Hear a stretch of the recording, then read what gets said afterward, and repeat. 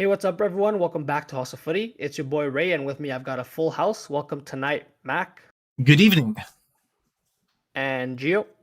What is good, guys? We are back, and of course, the Premier League was back this weekend, and we're gonna definitely be focusing on all the goals and drama that took place for match week 13 of the Premier League. Before I get into it, don't forget to follow us on our social medias, both on X and Instagram. Our handle is at @house_of_footy. Also, don't forget to rate, review, and subscribe to us. We are on both Spotify and YouTube. And lastly, feel free to get in touch with us via email. We love hearing from you guys, and we want you guys getting involved. Our email is houseoffooty@hotmail.com. Let's start off with the game that kicked off the this round of games, which was Manchester City 1, Liverpool 1. Mac, of course, you guys all know I support Liverpool. And though this was a close game in terms of, I would say, the quality that was displayed, I feel Liverpool were probably lucky just based off the more clear and concise chances to get away with a draw in this game. Though I feel that the draw would have been a fair result at the end of the day, just because of just because Man City I feel like couldn't make their dominance count, and then Liverpool, of course, brilliant piece of play from Trent Alexander-Arnold to tie it up there. But before we get too much into those details, Mac, what were your thoughts from this game? Overall, I don't know if I was in a daze because it being at 7:30 o'clock in the morning for us watching over here on Eastern Standard Time. But this game was a bore, and definitely the coffee was kind of needed to be injected in my veins to keep me up a lot of this, because this was not a classic that we could have anticipated. This wasn't I would say, this fixture of previous years where you can, this was first and second place. These are two legitimate title challengers, but it felt like it didn't have that atmosphere. It kind of felt like more of a dull game in terms of quality from both teams. I would agree with you, Ray, in terms of your initial assumption where Man City had a slight edge, but it wasn't where it was kind of disproportionate in terms of the chances, and it more so was Liverpool shooting themselves in their own foot and Alisson pulling his hamstring along the way, right? And I think that the reports are that he's coming out, that he might end up being injured for a couple of weeks due to picking up a knock here. So overall, I think at the end of the day, it's still a great positive for Liverpool to be at least come out with the point away at the Etihad, and sets up a very interesting reverse fixture later down the season between these two teams. And I think, again, this further opens up the window for other teams to take advantage. Selfishly, of course, we may not talk about today. Arsenal picking up 3 points, that was huge, and this result definitely helped that. So Arsenal now put back themselves at the top of the table, which they'll eventually lose in a couple of weeks. But we'll wait for Gio to have his soliloquy on that moment. But overall, I think if I was to specify one aspect of this game that I felt where, as I was watching it, felt like something was wrong, felt like something was missing, and I apologize. I know you might both have affinity for this player, but I don't think Julian Alvarez can play in this position. I think he, for me, was the issue. This is the first time I was watching a Man City game where it felt like they were missing Kevin De Bruyne drastically. Because there were quite a few times when there are 4-on-4 situations, 5-on-5 situations, where he would have been able to pick the ball up in the half spaces, and he's able to kind of thread that ball to Haaland between the center backs as he's making that curler run, where Julian Alvarez, he doesn't have that in his locker. And no disrespect to him, because he's playing out of the position, let's be honest. He is probably a kind of a lead striker, not kind of someone that you play secondary, or maybe plays in a 2. So he's not, for me, not necessarily the creative player to find that clinical pass. So I felt like if City had Kevin De Bruyne, they would have walked away with all 3 points, because one of those counter-attacking opportunities, De Bruyne would have found that pass, versus it kind of just muffed into a little bit of nothing.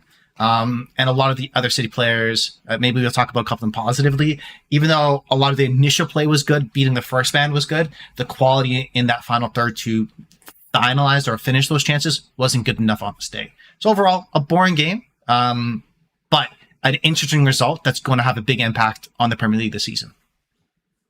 Okay, just before I give Gio some time to give his thoughts about the game to us, of course, Erling Haaland opened scoring. Great touch to set himself up. Of course, poor defending from Liverpool. We can get into a little bit of that afterwards. But of course, as well, Trent with his finish, well taken there as well. So two actually well taken goals just to round off the game. Gio, what were your thoughts though overall?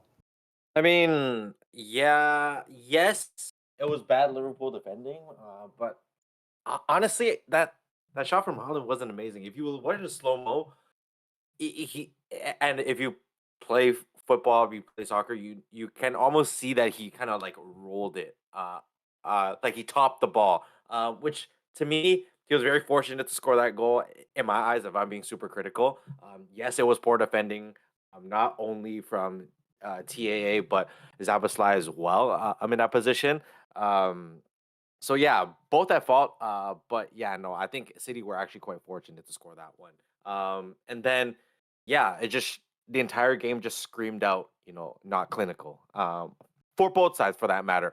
There are chances for Phil Foden, chances for Ray's favorite Darweezy. A couple of headers, a couple of shots. But yeah, no, there was a lot of missed opportunities. I think that is the theme of the game, or was the theme of the game, was missed opportunities on both sides. But because of the missed opportunities, I don't think there should have been a clear winner. So I think um, you know a draw. I think we were all kind of expecting a draw, but not to this fashion. Kind of a little bit more flair, a little bit more goals. But yeah, no, I'm happy with this result, but definitely would have liked to see more from both sides. Yeah, that being said though, the draw, Mac already mentioned what that means after the fact with Arsenal getting a win. Both teams coming into this, and you already talked about it a little bit, Mac. Not the strongest of squads. Of course, we know De Bruyne has been missing for Man City. John Stones didn't play. Gavardiol also didn't feature. It doesn't feel like they were at the full strength. Whereas for Liverpool as well, key injuries to Robertson, who would have likely played on the left hand side there, though Tsimikas did, I think he did fine. And then Luis Diaz coming off the bench. So it definitely didn't scream out top, like you said, top of the table clash. Do you think though there's a team here that would have this draw benefits more rather than the other team? What are your thoughts, Mac? Liverpool clearly, because this is again the way fixture at the Etihad, where going in we had talked about how they generally struggled in this fixture. To be honest, I remember watching them live tying this game as well. Shout out to myself for being able to watch that. But either way, I think that again they haven't historically done very well in this fixture. So pulling up a point sets them up where, of all things being equal, they know down the road they did their business away, and if they're able to take care of home turf, be having an idea of kind of coming away with all 3 points, potentially having that favored kind of fixture at Anfield in their back pocket, as kind of maybe a decider between these two teams, I think is absolutely vital. If we kind of play out the scenario last year, and to make the comparison again to Arsenal, Man City, we're always talking about that away game at the Etihad that could be the decider.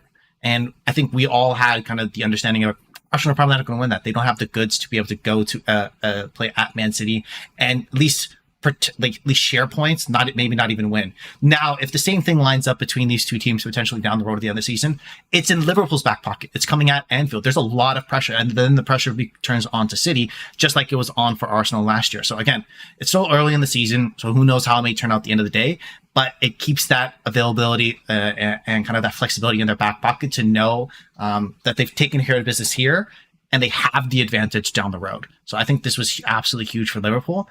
Whereas again, for City, it's not a fire alarm. It's not a concern. It's a tough opponent. But for them, they know against every, and then what they haven't done so far this year, in my opinion, they haven't been consistent against the minnows, where normally they kill them 5-6-0 consistently, and then they just edge up just enough performances against like their rivals. Whereas this year, it hasn't been as smooth sailing. So again, still early days. We'll see what happens, but they know that when the business end of the season comes, they can be ready for it. I do want to touch on, I guess, as both of you mentioned earlier, about the defending from Trent and Szoboszlai. That might have been some of the worst things I've seen just in like period. Literally both of them, to the point where if you watch afterwards Van Dijk's reaction to the ball going in the net and him holding his head in his hands, I don't know. He could pick 5 different people and he could be upset with them. So it's just like the frustration you probably feel for him, because again, Allison could have done better, Trent could have done better, Joel Matip could have known where Holland is, like Szoboszlai could have looked like they were just playing statues. I just didn't understand that. Felt bad. Poor Van Dijk, he has to deal with kind of, it's like like a person in charge of daycare, just trying to wrangle and control the children and hope that they can, make sure things don't, no one hurts each other or something. And he's just lost it for a moment. So poor guy there. But again, great response from Trent. And that's always been the dichotomy, the split with Trent of where the good and the bad all in one game. So the haters and the defenders and the haters on Twitter, of course, or X, I guess will have had a field day with this game for sure. And of course, on X and any social media that you really come across, Gio, a lot of the images would have been of Trent's celebration, which was, of course, directed at the City fans. Though it does play in hand with sort of what Pep mentioned at the end of the game, where he was sort of mentioning that he wanted the crowd to be more in it. Maybe in these types of games, he definitely would. I think he would enjoy that the fans are more into it, and that provides some more of a push for his team to get it over the line, especially in this early period of the season. But of course, as well at the end, the Darwin Nunez exchange with Pep Guardiola, very animated there between both sides. Is there anything that we should look into from Pep and Darwin Nunez there, Gio, or do you think it's just heat of the moment? These two guys are just want to win that bad that some words were exchanged, and then everyone goes along their way. No, I think this is almost kind of that passion that we all want to see. I actually love it. I wish I knew what they said to each other. Obviously Klopp coming in between them. Initially it seemed like they were both kind of saying good game to each other, almost like a friendly type of way in Spanish, whatever the case may be. But if it turns out to be a beef, I think it's great for the league. It's great for the title race. I mean, how can it not be? How can it not be? You know, uh, you know, Here I can say this: Roy Keane, I know, is not a favorite to anybody, for a lot of people, but he does make good points in terms of, that competitive spirit.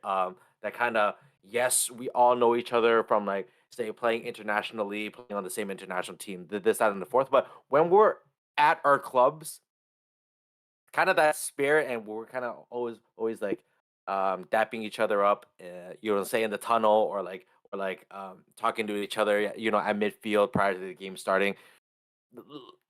Let's dead that.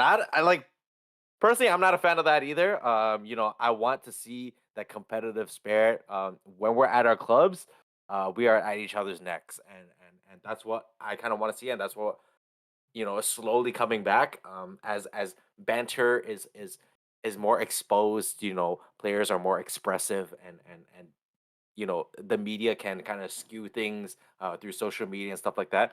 I kind of want that rivalry to kind of come back. So if it's up to me, I hope they're beefing, and I hope it continues. So it will just bring more glitz and glamour to the second fixture that they're gonna have.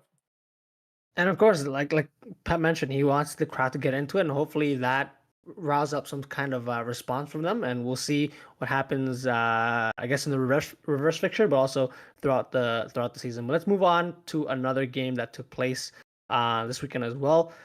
Gio, Newcastle 4, Chelsea 1. What a result. In a game that when we were predicting this, we really didn't know what was going to happen. Chelsea were in a decent run of form. Newcastle plagued with injuries, but Newcastle at home got that win, got 4 goals. And then Chelsea creating their own mistakes, getting a red card, just not looking like, honestly, themselves from last season and early this season. So what are your thoughts there, Gio? Boy, were we wrong. We thought Chelsea was obviously gonna come out and take advantage, but hey, they were as flat-footed as ever. I think, yeah, it was close up until the 45-minute mark, obviously halftime. But when Lascelles scored that goal, the build, we kind of almost expected Newcastle to kind of create something, and then when they finally scored, and then it compounded with the Thiago Silva mistake, Chelsea were in shambles. It was almost like that Mr. Crab meme, where they were just lost and their heads were spinning and they didn't know what to do. But all that being said, I think they lost it. When they scored that second goal, it kind of diminished all kind of like that build up. Scoring the goal to tie and possibly scoring another one and sort of taking the lead. But it you saw Newcastle building up. Although we assume that because they had a lot of injuries, the quality just wasn't there. They played very well. They played very well. They're very aggressive. Again, uh, Bruno Guimaraes in the middle of the field was very aggressive. All of them. Joe Linton very aggressive, and I kind of like that. They almost created this fear of fear that if you're going to come in midfield, we're going to hit you, and that's exactly what happened. And Chelsea, couldn't respond in any means. And then of course we know by now, Reece James, 2 yellow cards. Wearing the captain's armband. I know the announcers talked about this, but wearing the captain's armband, you kind of have to keep your cool. The first one was a joke, and then the second one was poor. Kind of late, was poor.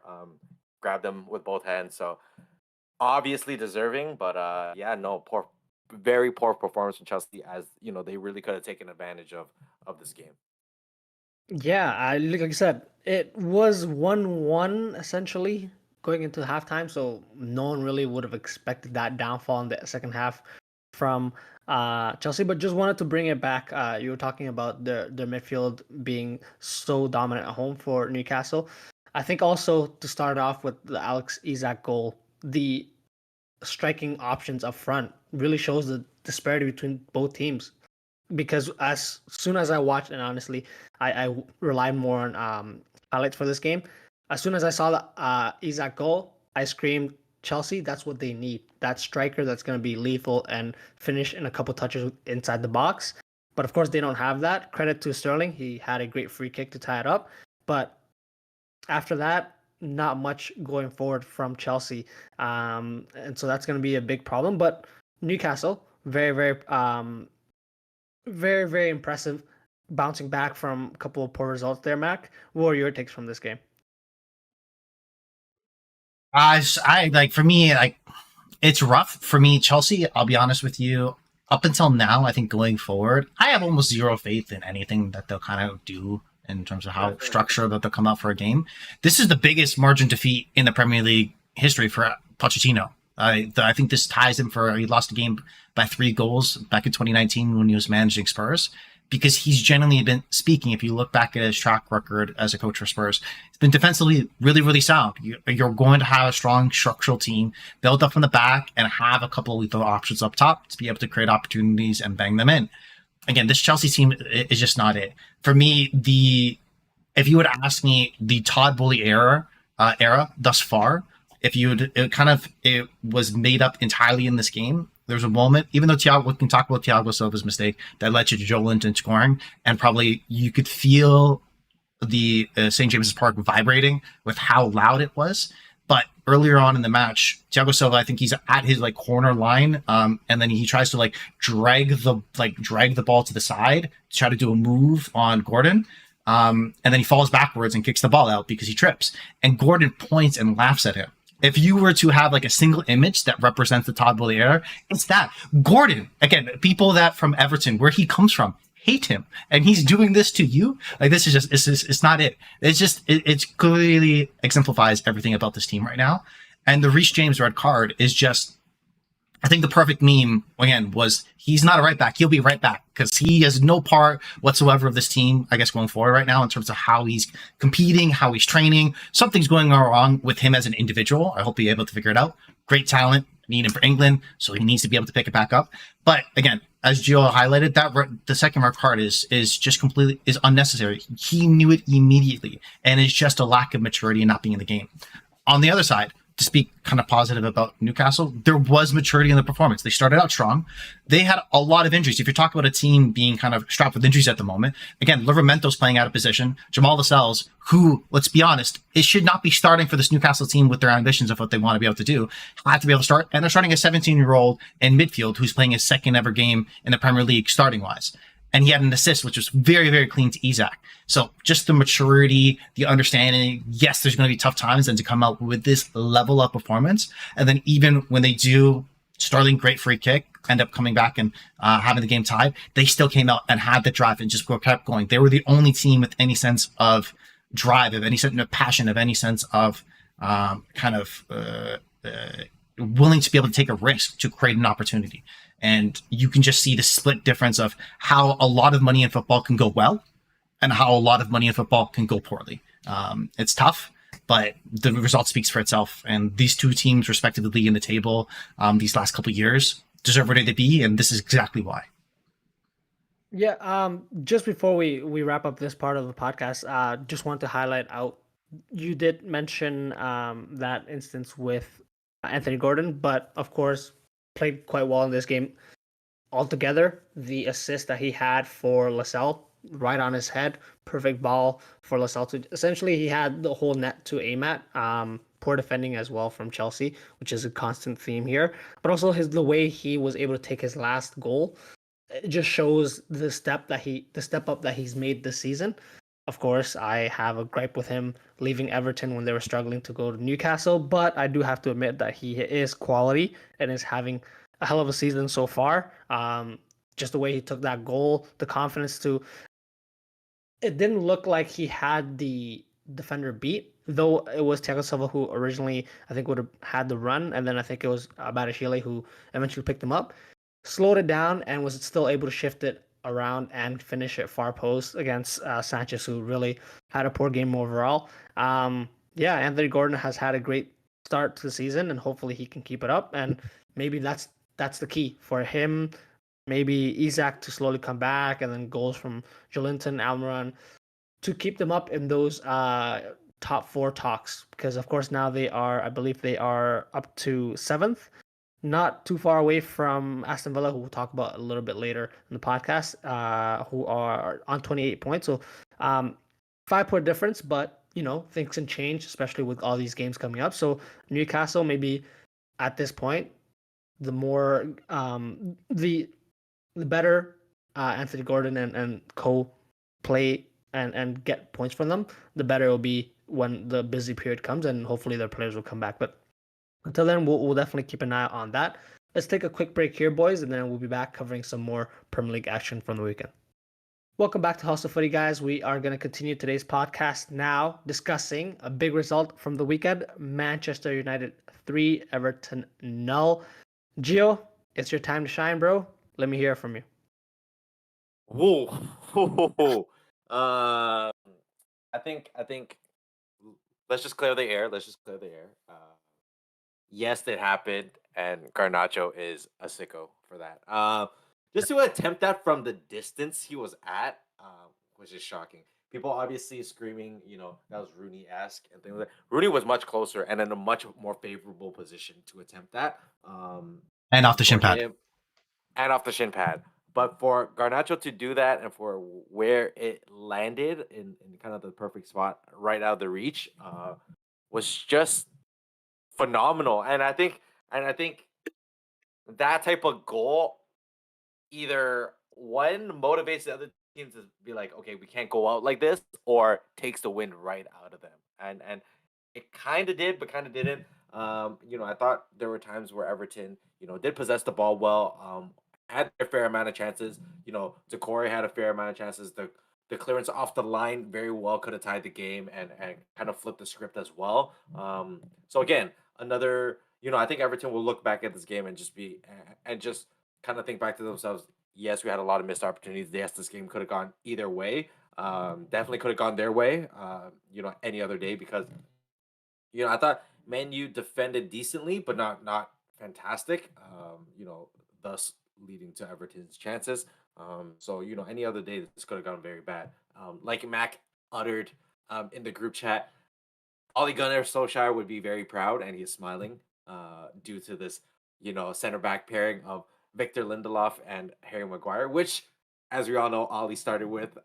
So things go full circle. It is Man U, by the way. So what more can we expect these days? But yeah, all in all, I thought it was a good game for Man U. That is good result. The people who are in desperate need of a goal to sort of help with the confidence got their goals.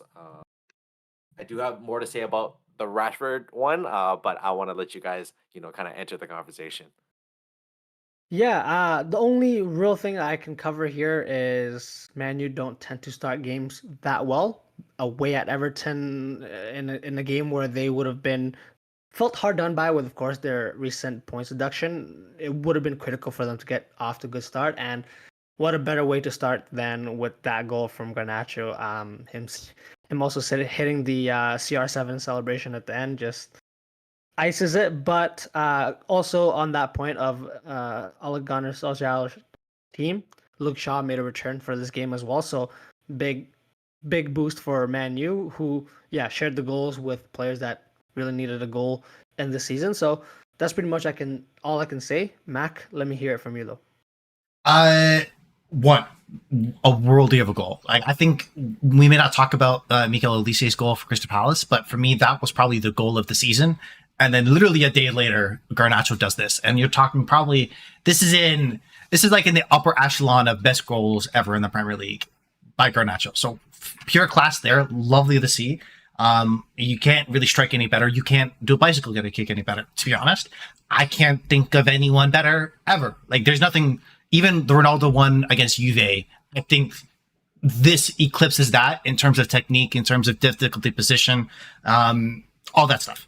It was out of this world. So pure class to him. And I think what really kind of separated for me in some ways was his response, that he was utterly shocked that he did it. Right? It felt like this is something like, yo, I'm just going to try this. Don't have ever done this before, but fuck it, here we go. You know, that's what it kind of felt like. And then he was like, yo, it was kind of it was the embodiment of, you know, the meme of Zidane going, you know, like wagging his fingers too. Like it's just, it was absolutely class. So say my piece on that. But interesting part about this game is where, again, I feel like after watching this game in full is where you can take it in two different ways as a Manchester United perspective. Up until Ashley Young, which why is he playing in the Premier League still too? Why? Up until that moment when he takes down Martial in the box, you could take it either way as a Manchester United supporter, as a pro Ten Hag or con Ten Hag in this new system. Everton were the better team after the Garnacho goal. They had more opportunities. They had more possession. They were the better team on it. The separation was they don't have the quality in the final third. And obviously it pales in comparison to Garnacho's finish. But they did enough to get across the finish line. And when that moment didn't come for Ashley, again, why are you playing? To be able to kind of take down Martial, Rashford steps up, and then Martial ends up scoring later to kind of wrap up all 3 points. It still feels a little hard done. The weird part is if you look at I know it's a split, and it feels like Manchester United right now, whichever way you believe and you want to believe, you can make the argument that, you know, they're either the best team in the world right now or one of the worst teams in the world. Because if you look at the Premier League record, 5 of the last 6 games they've won. In terms of the form trend in the Premier League, they're the top of the table because they're picking up the most amount of points in the most recent games. But if you look at collectively and add in the Champions League, they've won as many games as they lost this year. So you could go any which way for Manchester United, and that's how I feel, especially coming out of this game, because there were some positive, like Maguire looked okay, Garnacho again with that moment, Martial looks good enough, but then what's happening with Højlund? Great to see Rashford on the score sheet, but other than that, was he really effective? Again, there's so many if, ands, or buts about a result like this. But I think the positive part is, again, you picked up 3 points. You can pass those worries on to the next game. Hopefully, be able to get a bit of a different type of competition where, again, you can figure out different ways to express yourself. The only downside, I guess, for me coming into this game is where maybe I didn't take into account where only Burnley, who have 0 points at home so far this year, have fewer points gained at home than Everton, who only had 4 this year so far this season. So something they need to pick up. They've been docked enough points already. They're already behind the 8 ball. So definitely they've been good enough away from home. But if they can figure out their home results and pick up points there a little bit more consistently, then they can kind of go back up the table to where they originally were before the deduction. That being said, Man, you have a couple of very, very tough games coming up. Galatasaray, the next one on Wednesday in the Champions League, then Newcastle, and then Chelsea in the Premier League following that. Rashford finally getting on the score sheet there, Gio, after a while. And, of course, Bruno Fernandes, I think the main penalty taker, handing that one off to Rashford. Warrior takes on that, Gio. Absolutely loved it. I think going forward, I think this could be a big payout for, say, you know, might be shooting it far, but for England, really, is that Rashford gains the confidence that he needs again. You can say whatever you want, Mac. Him getting confidence, getting a goal back is very important, not only for Man U but for England's success as well. I think when you have a player, when you have an on form Marcus Rashford as opposed to an off form Marcus Rashford, I think it highly plays into your favor if you're an England fan, such as Mac is. Whether he's on the bench or not, that threat of having him come on is what puts fear into other teams.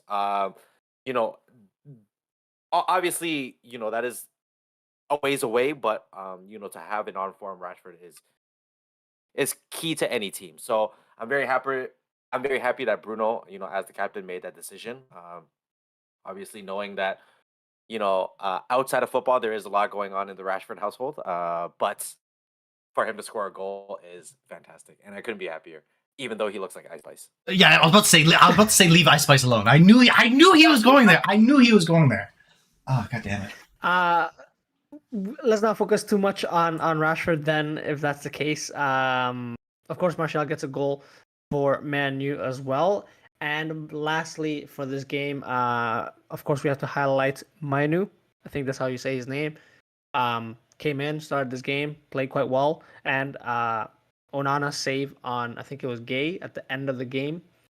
Fantastic save. Maybe this is what will kickstart his season. Of course, Man U leaking goals, 0 goal difference currently. That means they've scored the same amount of goals that they've conceded.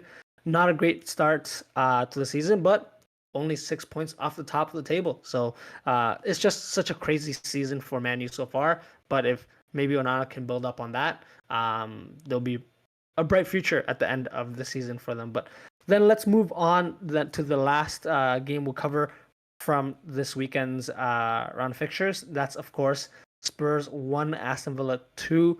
Mac, Spurs, I think that's 3 losses in a row for them. Not great. Of course, a lot of injuries, but even though they did get off to a good start, scoring first in this game through a deflection, which great hit by Lo Celso, great contact, but definitely the deflection was what did Martinez there. Aston Villa came back and really showed that they're here because, of course, with that win, they go top 4, and your guys' dark horse could potentially clinch a Champions League spot for next season. So, Mac, what are your thoughts from this fixture? This was my favorite game to watch over the course of this match week. There was absolute phenomenal action between both teams. You felt the high octane, high press, high lines. I think there were, in the first 50 minutes, there were 3 goals called back from offside, and they were just fine margins. And it was as a watch one, it kind of shows some of the positive of VAR. So, kudos for VAR. But in terms of just the action and the adrenaline you felt watching it, love to see. So just as a neutral spectator watching this game, in terms of the action, was absolutely beautiful. I think the key difference between these two teams, and it might be a little bit unfair, is where I know that sometimes he has a little bit of egg out in his face for some of his performance, but Martinez for Aston Villa, for me, was the differentiator. If you look back and there's a moment where he stops Brennan Johnson on a breakaway, and then a couple seconds later, Højbjerg ends up trying to be able to curl the ball around, and then he's able to get a nice touch on it. Højbjerg even claps to be able to kind of show appreciation for the level of saves that Martinez was able to pull off. For me, that moment was the difference between the two teams, because leading up to that, then afterwards, is that if I recall correctly, I don't know if it was before or after the second goal, but it would have tied the game up or would have put Tottenham into the lead at that moment. So I think that was the key separator between these two teams. And it's unfortunate because I do feel bad for Spurs, because even though they've kind of lost these last couple of games, and they're definitely taking the trio of L's, and the post of Ange holding, instead of the PL Manager of the Month trophy, the L trophy, hilarious. But I feel bad for them in some ways, because they're going about it in such a great way in terms of how they're playing. I wanted them to win. I want them to be able to take all 3 points. It's just unfortunate because with the way that they played, it is high risk, high reward. And unfortunately, you probably faced a little bit of a kind of a team that's more complete at the moment, considering the amount of injuries to Spurs, considering the amount of regards to Spurs and such, where, again, we trashed on how many years now, Gio, did we trash on Emerson Royale? And he's starting as your right center back beside Ben Davies. Like, you're going to have a rough day. And realistically, if we look at Spurs teams from previous years, they probably lost this game, 4-0? No? Like, again, you feel bad for them. But again, it's a little bit unfortunate. I do want to give some flowers to Ollie Watkins, the way that he took that first goal. Absolutely, his first goal in the game, which is the second goal for Aston Villa. Just the speed, completely took the goalkeeper out of it. Vicarios had no chance, which is how quickly he took that chance. So great quality from him. And again, Aston Villa, love to see them doing well. They play fantastic football as well. But someone had to. I'm in some ways, I'm very happy someone won. I just didn't know who I would want to win, even though because both teams are so beautiful and they play so well. It's a little bit tough. A lot that was said there. Thank you, Mac. I want to get back to Aston Villa afterwards, but of course we have to just mention Spurs. You did talk about already Emerson Royale playing as the right center back. Ben Davies, who can play as a center back, but most of the time plays in back three or as a left back. Next to him, not a great look having essentially 4 wide backs starting in your back four. Not especially against a Aston Villa team who are on such a hot streak right now. Definitely was going to be hard for them to keep a clean sheet. Though Spurs started quite well in this game. I think Kulusevski hit the post within the first 10 minutes, and that would have been a great start for them. They eventually went on to get the lead as well. So still some positive signs there, but it's just over the long term of the season. Brian Hill, Giovanni Lo Celso, who did get the goal, I don't think they are up to it, and you're just screaming for maybe another person to step up. And honestly, at this point, I don't know if Spurs fans would even take Richarlison to be back and fit just to get an extra body up there to just cause some chaos. Because the amount of injuries that they have is just hindering them a lot right now. So again, I'm gonna toss it to Gio with those 3 losses back to back. City up next. Is this the downfall for Spurs coming up, Gio? What do you think? I think this is going to be the toughest part of the season. I think we're all aware of that. I think they're going to fall into that almost in that 5, 6, 7 range. I don't know how bad it can get, but they're going to see Spurs fans are going to see that dip, and again, they need to take it with a grain of salt because yes, it's based on the circumstances, and the circumstances are your team is terribly injured. But much like Newcastle, I think they can still win games. Much like this one, there were a couple of, that were, called back for offside. I think they can obviously tweak that, and those become goals, and the game is different. So, if you're a Spurs fan, yeah, you lost a close one at that, but shouldn't hang their heads. They played a good game. They, arguably they were the better team, but Villa just converted better. But with that being said, I think they will fall, but there will be wins, and I think obviously with Chelsea, I don't think you should have too many expectations there. It is City at the end of the day, and again, it is Spurs at the end of the day. Sorry, but sorry, Mackie, you want to say something? No. Go ahead, finish. Sorry. Go ahead. But yeah, just expect to be smashed. That's what I want to jump in on, is because in terms of, I think that's a key point that we said in terms of expectations, is that you expect Postecoglou, again, just from the beginning of the season with the mentality he has, is that they're definitely a never say die team. And I think no matter what, they're going to stick to the principles. So the effort that they're going to put out onto the pitch. And I think that's the differentiator, where even if things are not going well, they're going to be able to take risks. They're going to take the option to being creative. The top part for them is that I know we're looking at the Man City game right now, and that seems like an Everest to climb considering what they have to be able to do. But immediately right afterwards, they have a London derby against West Ham, and then they have to face Newcastle. So it doesn't get easier around the corner for them. It's just in the Premier League, there's always tough games. So even though we can sit back and be like, okay, yeah, it's a loss, chalk it up, it's done. But the way that they can't look at it that way, because every point for them is precious at the moment if they can get some sort of turnaround. So even though, again, it is an Everest to climb against a City team coming off a negative result, You never want to see that. If you're a Spurs fan, you are cheering for Man City to absolutely destroy Liverpool so you get some complacency going against them, right? That's just not how it worked, unfortunately for you. But I think if they come out with their positive attitude and with a system where, they're willing to go at a Man City team, I think they are creative enough, and the way that they play in terms of an explosive front three with Brennan Johnson, with Son, with Kulusevski, for the three of them, I think they can have the potential to get that City back line, especially in terms of counter press if City make mistakes. The question will be is, can they kind of shore up their own defensive errors? Because that's unfortunately, and they've been, with the injuries that they have, that's their weakness.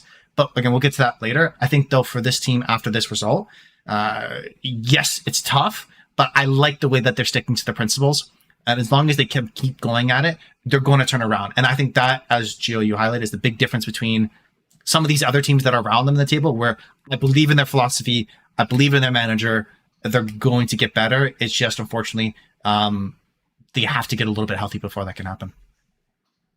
And honestly, Spurs fans, I feel like if you gave them this position at this point in the season, they would have been okay with it, just because of what happened in the offseason. So there's not really a lot of expectation.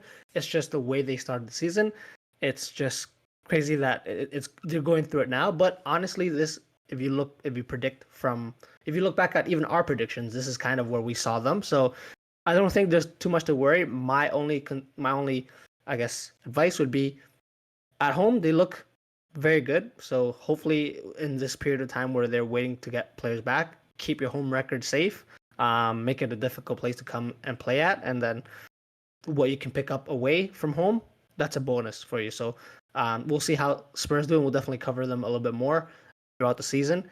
But now let's focus on Aston Villa. Mac, you mentioned Ollie Watkins already, so I'm going to toss it to Gio after this. But of course, Ollie Watkins getting on that end of that second goal, and not just playing on the break, not just cherry picking in the box. He was doing that link up. I think it was with Kamara, who was the player who he played that 1-2 with to get on the end of that goal. Tielemans. Hey. My apologies, Tielemans. That's a great sign for him. Great sign for Aston Villa, potentially England's backup striker to Harry Kane. But Gio, what's the limit for this Aston Villa team? Of course, now fourth, playing really, really well, and scoring a lot of goals. What are your thoughts, Gio? The limits are that they will slip up, and I say slip up by saying you go into sort of that second half of the season, in high spirits, but you know that you're lacking a bit of quality and you're lacking a bit of depth. Yes, like we've said about, and like we've uttered about a lot of these teams, um, much like Spurs, they have a great starting 11, but how far can their depth to take them? And Spurs is the perfect example. They've lost, key players in their starting 11, and now their depth has to step up. And for the time being, they haven't found their rhythm yet. And I think, you know, if Villa stays healthy, I think, again, 4-5 is a very, very possible thing. It's a very possible thing. Like I mentioned in the past, it's not necessarily what you do against the regular top six or the traditional top 5, 6 teams. It's how you can still get the points and kind of, I wouldn't say bottom feeding, but bottom feeding. You have to make sure you win the winnable games and control what you can control, in order for you to stay up that high. And the games against the top six or the traditional top six is that you work for the win, but you're happy with a draw. And those games are very tactical. Those games are by game basis because you're going to change the way you play just to sort of counteract how the other team plays. So yes, they're doing a great job of it. They have to keep on doing what they're doing and win games that are very winnable to them. And those are, any team below them right now, in my opinion, are still very winnable. So whether it's, a Newcastle or a Man U, things of that nature, they should be going into those games thinking, hey, it's just another game, but this game, no matter their name, we can still win. Yeah, and of course, a team that no one wants to face. That's I think what Emery's trying to build. Very well structured defensively, and makes it very hard even for those top six teams. So I think that's definitely the way that they want to structure themselves. Finally, to wrap it up, Mac, same question, I guess, on Aston Villa. Thoughts on how high they could place this season, and how well they've started this season? Started very well. If you're any Villa fan, this is kind of the peak. And to be honest, this is their ceiling. They're not going to go higher than here. They're not going to, even though right now they're tied on points with Liverpool. At the end of the season, they're not going to be. They're not in the title race. That is not the conversation anyone's having right now, or no sure they have. They face three of, I would say, their direct competitors. If maybe four if you count Brighton. They've won two, lost two. So you would look at that as kind of a great performance thus far because you beat Spurs, which I would argue is a little bit fortunate considering the situation, and they absolutely destroyed Brighton. But the teams that are around them as well, Newcastle, they're one of their losses, and the other losses against Liverpool. So they still yet to play Arsenal, they still yet to play City, they still yet to play Manchester United. So for them, you've done what you need to do. It's you always want to. It's kind of the comparison I like to use in basketball, where a lot of teams look at it, is if you win all your home games and you just go 50-50 on your away games, you're in a good spot. For them, they win all of the bottom feeder games. They destroy all the teams that are below them and they should win. And they don't draw those games. They win those games. And that's the vital part. And then as long as you go 50-50 against the bigger teams, you're going to put yourself in a position to be in the upper echelon of the table. And that's where they are right now. But they have a lot of tough fixtures ahead against the other teams.